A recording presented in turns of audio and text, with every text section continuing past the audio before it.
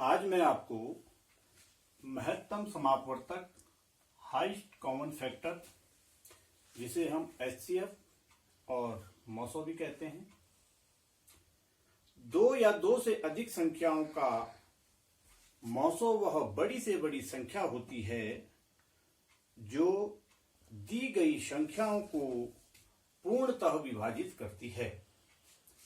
उदाहरण के लिए यदि हमें 4 और 8 का मॉसो निकालना है तो इनका मॉसो हमारा 4 होगा।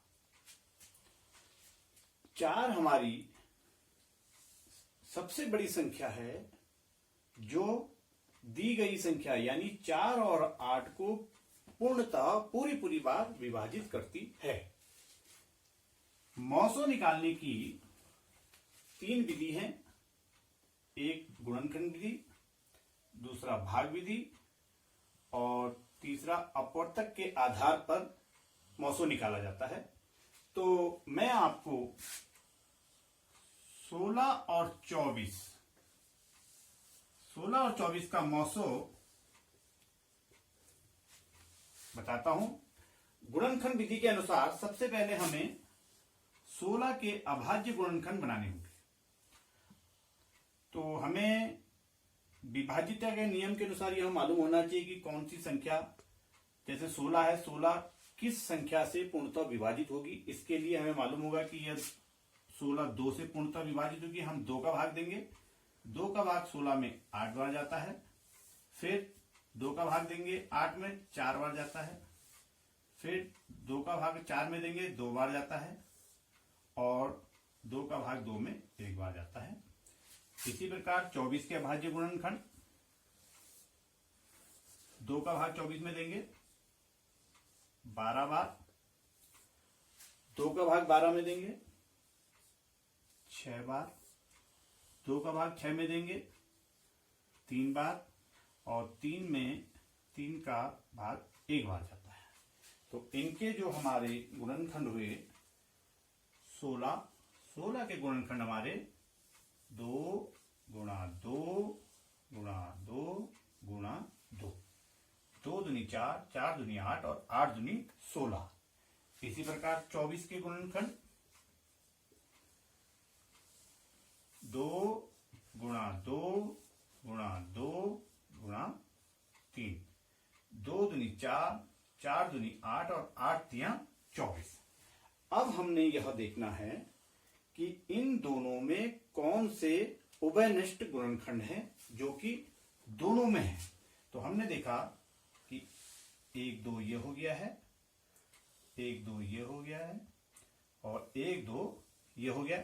यहां पे 2 है लेकिन यहां 2 नहीं है तो इसे नहीं करेंगे। यहां 3 है और यहां 3 नहीं है तो ये दोनों हमारे इसमें उभयनिष्ठ यानी दोनों में नहीं है। तो हमारा जो मॉसो होगा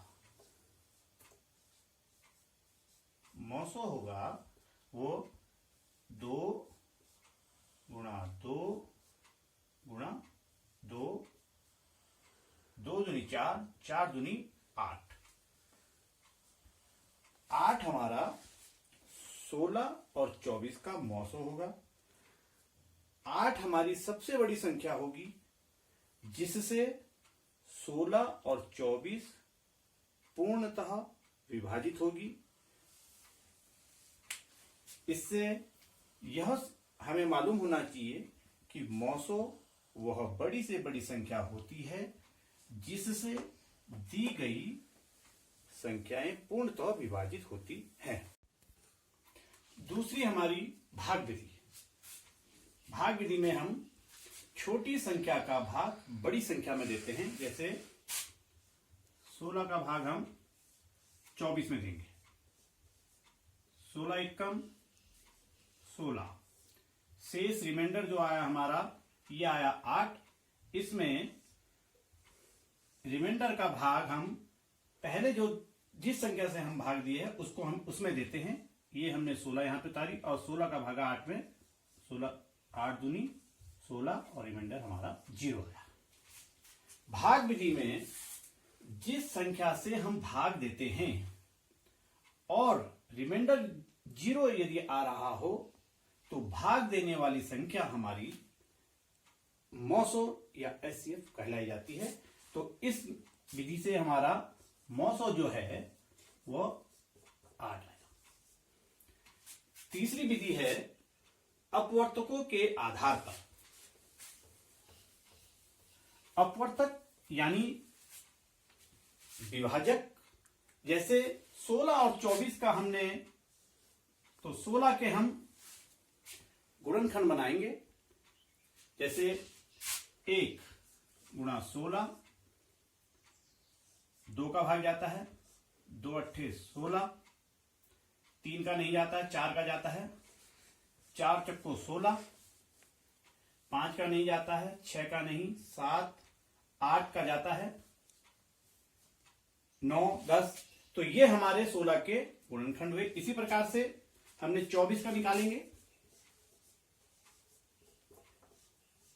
1 गुणा 24, 2 का जाएगा, 2 गुणा 12, 3 का जाएगा, क्योंकि 24 में 3 का भाग पूरी बार जाता है, 3 अट्ठे 24, 4 का जाता है, 4 छक्के 24, 7, 8 का जाता है, 9 का, 12 का, तो और 24, ये हमारे इसके गुणनखंड हो गए। तो 16 के जो हमारे गुणनखंड हुए 1, 2, 4, 8 और 16। इसी प्रकार से 24 के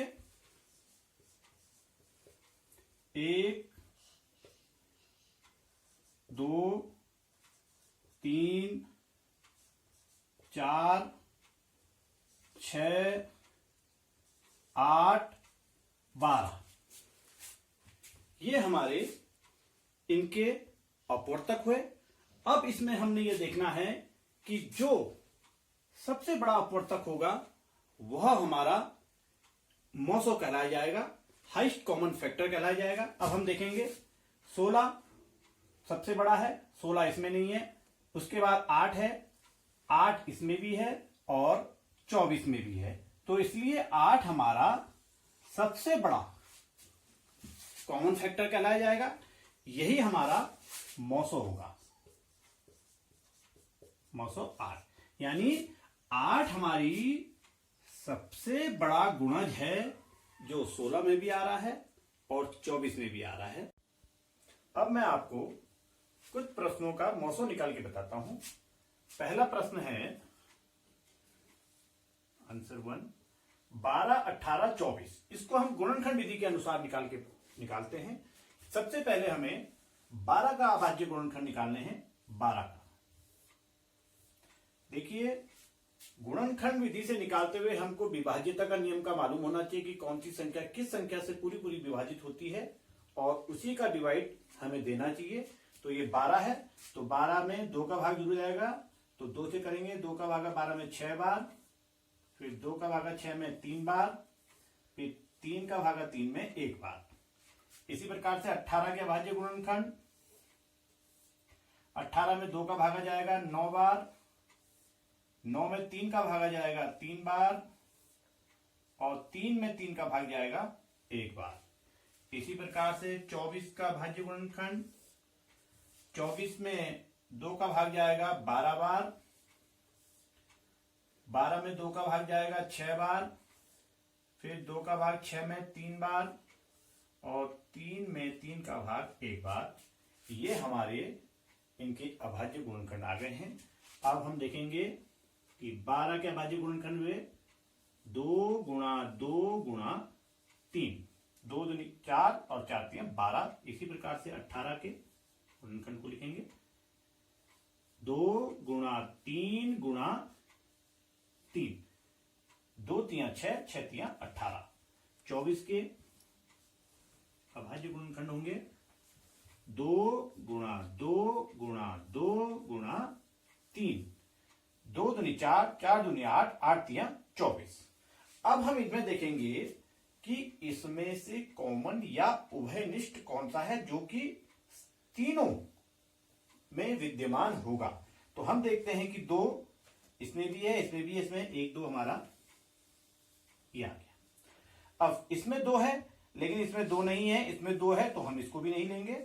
इसमें 3 है, इसमें 3 है और इसमें 3 है, तो 1 3 को हम ले लेंगे कि 1 3 हमारा, ये 1 3 हमारा आ गया।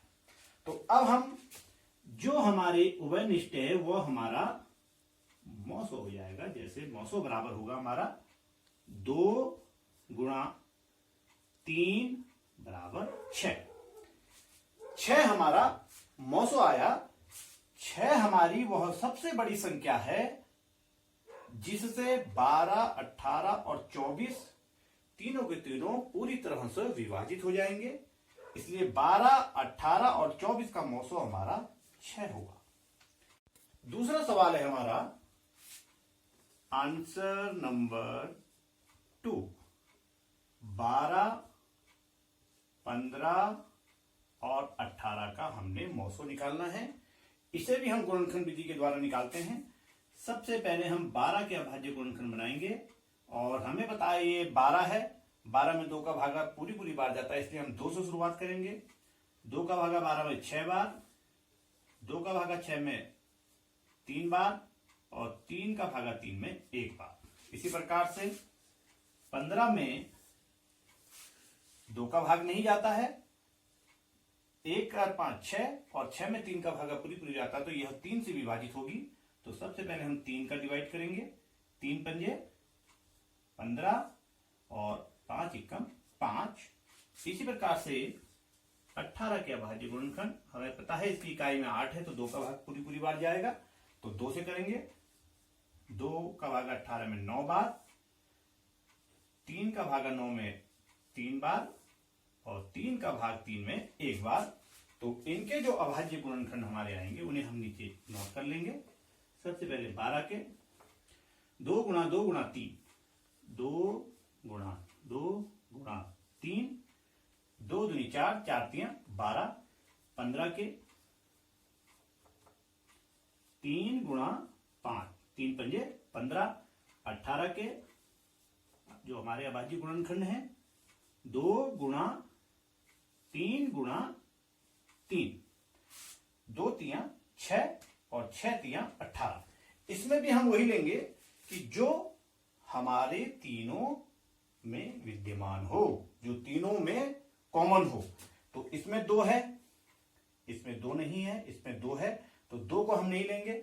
इसके बाद इसमें 3 है, 3 इसमें भी है, इसमें भी है और इसमें भी है। तो हमारा जो कॉमन का मतलब है जो तीनों में उपस्थित हो, उभयनिष्ठ हो, उसे हम, तो 3 हमारा 1 बार 3 सभी में है, तो इसमें जो हमारा मौसो होगा वह हमारा 3 होगा। 3 हमारी सबसे बड़ी संख्या होगी जो 12 को, 15 को और 18 को पूरी बार विभाजित करती हो। यह सबसे बड़ी संख्या है। अब मैं तीसरा सवाल आपको कराता हूं भाग विधि के द्वारा। भाग विधि, बड़े सवालों को हम भाग विधि के द्वारा ही हल करते हैं। आंसर नंबर 3 यह है 120, 144 और 160 का। भाग विधि में हम सबसे पहले सबसे छोटी संख्या से उससे बड़ी वाली संख्या को भाग देंगे। जैसे 120 का भागा हम 144 में दे देंगे। 120 का भाग 144 में देंगे। 120 कम 120, 4 का 4 और 4 में से 2 गया, यह आ गया हमारा 24। 24 का भाग हम किस में देंगे? 120 में देंगे। 120 में देंगे तो 24 का भाग 120 में 5 बार जाता है। 24 पंजे 120 और जो हमारा शेष यानी रिमाइंडर जो हमारा बचेगा वो हमारा 0 आया है। और जब जिस संख्या से हम भाग देते हैं और रिमाइंडर यदि 0 आ रहा है तो वह संख्या हमारी मौसो कहलाई जाती है। तो 120 और 144 का मौसो हमारा 24 है, लेकिन हमें 160 यानी 3 संख्याओं का मौसो भी निकालना है, तो इसलिए हम 24 का भाग हम 160 में देंगे। तो 24 का भाग हम 160 में देंगे। 2 का भागा 16 में 2 अट्ठे 16 ज्यादा हो रहा है। अगर आप देखेंगे भाग देने का तरीका है कि 24 का भाग अगर हमारा 24 अट्ठे कितना होगा 192, 7 ज्यादा होगा, तो ये 24 का भागा 124 पंजे, अभी मैंने करा यहाँ पे 120, 6 बार करके देख लेते हैं। तो 120 में 24 144, 24 छक्के 144 से आप करके देखिएगा। 10 में से 4 गया 6, 5 में से 4 गया 1, 16 आ गया। अब इसमें हम क्या करते हैं कि जो हमारा शेष आया है, शेष का भाग जिसे हमने पहले ऊपर भाग जिससे हमने भाग दिया है उसे हम यहां पे लिखेंगे 24। अब 16 का भागा हम 24 में देंगे, तो 16 का भागा 24 में एक बार 16 एकम 16, शेष जो आया हमारा 8 आया। अब 8 का भागा हम भाग जो हमने पहली संख्या जिससे भाग दिया था उसमें देंगे, यानी 16 में देंगे। 8 दूनी 16 और शेष रिमाइंडर हमारा कितना आया 0। वही भाग विधि में हमने यह देखना है कि जिस संख्या से भाग देने में हमारा रिमाइंडर 0 आ रहा हो तो वह हमारा मौसो होता है। तो यहां नहीं कि हमारा यहां पे मौसो क्या आया 8, 120, 144 और 160 का मौसो जो हमारा आएगा वो हमारा आएगा 8। 8 हमारी सबसे बड़ी संख्या है जो 120, 144 और 160 को पूरी बार विभाजित करती हो। अगले वीडियो में मैं आपको कुछ लॉसो और मौसो के सवाल हल करके बताऊंगा। धन्यवाद।